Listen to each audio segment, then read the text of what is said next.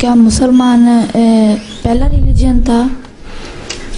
مسلمان پہلا ریلیجن تھا؟ اسلام مذہب تو سارے اسلام ہیں، اور ہر جو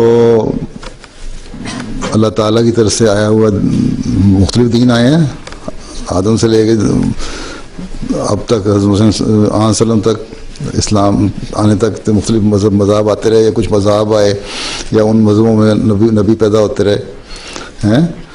تو صرف مسلمان، اللہ تعالیٰ نے تو قرآن شریف میں حضرت ابراہیم کے کو وہ بھی مسلمان کہا ہے، ان کے ماننے والوں کو بھی ہیں۔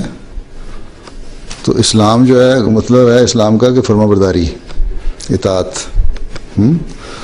تو ہر مذہب جو ہے وہ اللہ تعالیٰ کی طرف سے آنے والا اور اس کو ماننے والا مسلمان ہی تھا، لیکن پھر خاص طور پہ نام اللہ تعالیٰ نے مسلمان علیہ وسلم کے ماننے والوں کو بھی رکھ دیا، اور اس وقت سے اسلام نام چلتا ہے۔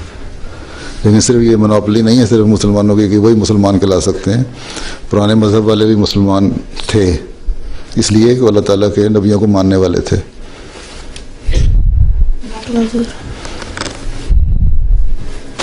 لیکن نام جو رکھا ہوا ہے وہ اسلام کا، خاص طور پہ یہ اسلام کو ہی وہ حاصل ہے ایک بڑائی کہ اسلام اللہ تعالیٰ نے اس کا نام رکھا ہے۔